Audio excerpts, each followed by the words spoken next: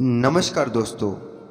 आज मैं जो आपको बताने जा रहा हूँ उसे ज़रा ध्यान से सुनना और वीडियो को ज़रा भी इसकी मत करना, नहीं तो आपको यह मौका नहीं मिलेगा।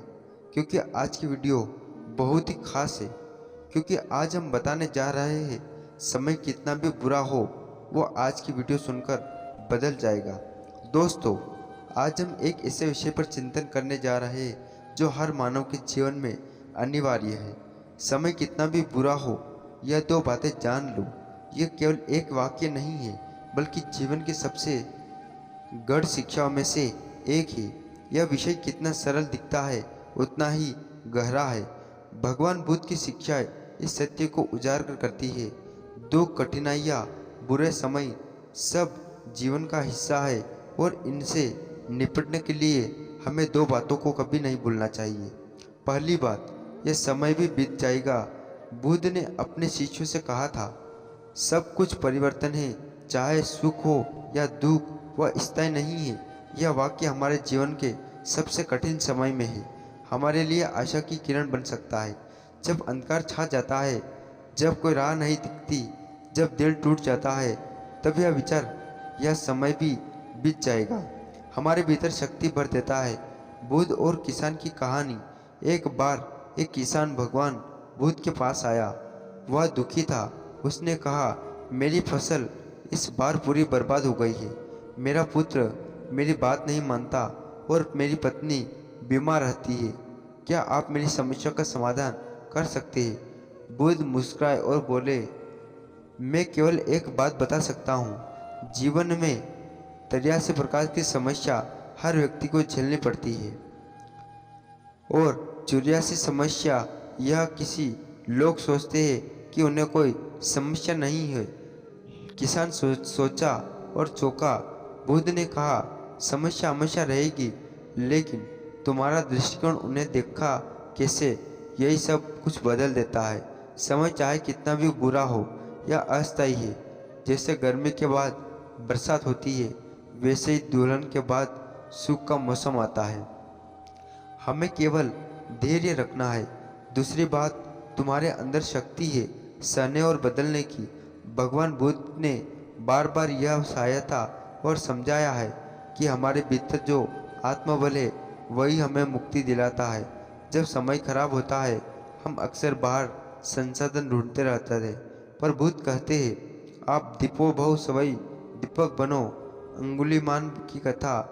अंगुलीमाल मालनपुर भयंकर डाकू जिसने 999 लोगों की हत्या की थी, एक दिन भगवान बुद्ध के संपर्क में आया। वह क्रोधित था, हिंसक था, पर बुद्ध शांत थे। उन्होंने बिना डरे कहा, मैं तो रुक गया।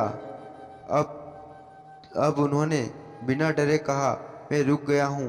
अब तू रुक। अंगुलिमाल ने पूछा, आप रुक गए? आप तो चल ही रहे थे। बुद्ध बोले, मैं देश घृणा क्रोध से रुक गया हूँ, पर तुम भी अब उसमें भाग रहे हो। वह डाकू नहीं, वही बैठे रोना लगा और उसी क्षण उसका जीवन बदल गया। अगर एक हत्यारा खुद को बदल सकता है तो हम क्यों नहीं? हर मनुष्य के भीतर वह शक्ति है।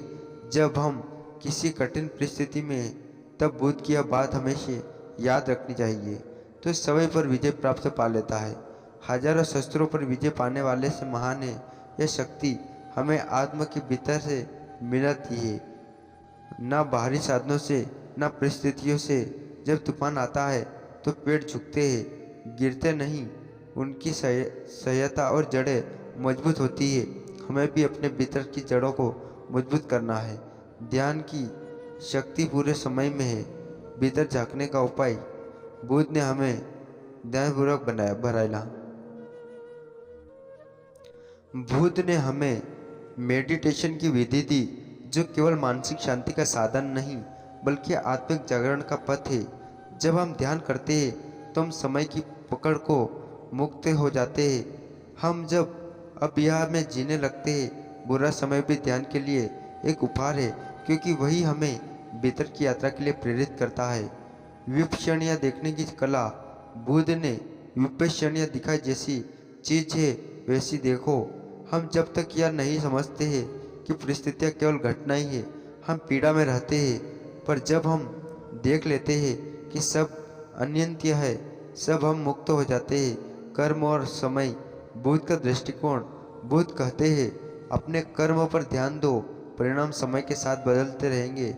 हम कई बार सोचते हैं कि अगर हमारा समय खराब है तो इसका मतलब कि हम कुछ गलत कर रहे हैं, पर बुद्ध का यह नहीं मानना है। वह कहते हैं कभी कभी अच्छे कर्मों का फल तुरंत नहीं मिलता, पर वह निश्चित ही मिलेगा। जिसे बीज बोने के बाद भी कुछ समय लगा रहता है फल आने में। इसलिए जब सामग्री और समय कठिन हो तब हार मानने की जगह हमें अपने कर्मों को शुद्ध और शांत बनाए रखना है। बुरे समय में कैसे जिए। बुद्ध की 5 शिक्षाएं प्रणाली। एक शिष्य आचरण कठिन समस्या में नैतिकता को ना छोड़े या आत्मबल को टिकाए रखता है। 2 समुदाय ध्यान। मानसिक स्थिरता के बीच हम किसी भी सामान का सामान नहीं कर सकते। 3 प्रजाबुद्धि। विवेक से कार्य करने की कला ही हमें दिशा दिखाती है। 4 उपेक्षा। संभव सुखदाव में एक सृष्टि की रचना ही सच्ची आध्यात्मिकता है। 5 करुणा। मैत्री। कठिन समय में भी दूसरों के लिए प्रेम और करुणा बनाए रखना ही सच्चा बल है। अद्भुत। हर व्यक्ति की मंजिल भगवान। बुद्ध कभी किसी को भगवान नहीं कहते, वह कहते थे तुम भी बुद्ध बन सकते हो। तुम्हारे भीतर वही चेतना, वही शक्ति, वही मानो जो तुम्हारे भीतर की ज्योति तक ले जाए। जीवन का एक नदी है। बुद्ध की दृष्टि नदी बहती है, वे चट्टानों से टकराती है, कभी गिरती है तो फिर भी रुकती नहीं। बुद्ध जीवन को एक नई बहती हुई नदी की तरह मानते हैं। अगर रास्ते में चट्टान आए तो क्या नदी बाहर बंद कर देती है? नहीं, वह या तो उसे काटती है या मोड़ लेती है। हमें भी ऐसे ही बनना चाहिए, लचीले लेकिन परवाह में रहने वाले। अगर आज अंधेरा है तो बुद्ध कहते हैं अंधेरे को रोशनी की जगह एक दीपक चलाओ। यह दीपक तुम्हारे भीतर है, तुम्हारी सहजता, तुम्हारी करुणा, तुम्हारी अंतर्दृष्टि। इस बात का सारा समय कितना भी बुरा हो, यह 2 बातें याद रखो। एक यह भी बीत जाएगा जो तुम्हारे अंदर शक्ति है सहने और बदलने की। अगर इन बातों को ध्यान को अपने जीवन में उतार लिया जाए तो कोई भी परिस्थिति तुम्हें तोड़ नहीं सकती। कई बार जीवन की परिस्थितियाँ इतनी गहरी होती है, चोट पहुँचती है, केवल शारीरिक नहीं आत्मा का समान थक जाती है। ऐसे क्षण में आते हैं जब इंसान बाहर से हंसता है पर भीतर से रोता है। कुछ लोग यह कहते हैं कि हमारी हिम्मत रखो, कुछ सलाह देते हैं समय सब कुछ ठीक कर देगा, पर उस टूटे हुए मन को कौन समझे। आज हम समझेंगे कि जब मन ने टूट जाए, जब भगवान बुद्ध कहते हैं बुद्ध जो केवल ज्ञान का नहीं अनुभव का समंदर है। उन्होंने मानव पीड़ा को जिया, समझा और समाधान बताया। मन टूटने का मतलब क्या है? मनुष्य का मन एक अत्यंत संवेदनशील यंत्र है। यह विचारों, भावनाओं और स्मृतियों का भंडार है। जब जीवन में कोई घायल होता है, जिसे कोई अपना दूर चला जाए, सपना टूट जाए, अपमान मिले, विश्वास टूटे, जब केवल परिस्थितियाँ नहीं मन भी डरता है। मन टूटने का अर्थ है आशा को खो जाना, आत्मविश्वास का डगमगाना, मौन पीड़ा और एक ऐसी थकावट है जिसे शब्दों में बिताया जा सकता है। बुद्ध ने उसे दुल्हक के 4 स्तर कहकर समझाया। दुल्हक साधारण पीड़ा, दुख पीड़ा के ऊपर पीड़ा, परिणाम दुहक सुख का समाप्त हो जाना, संस्कार दुहक जीवन की अस्थिरता का अवैध। जब मन टूटता है तो हम 4थे स्तर की पीड़ा से गुजरते हैं। बुद्ध का पहला उत्तर तुम अकेली नहीं है।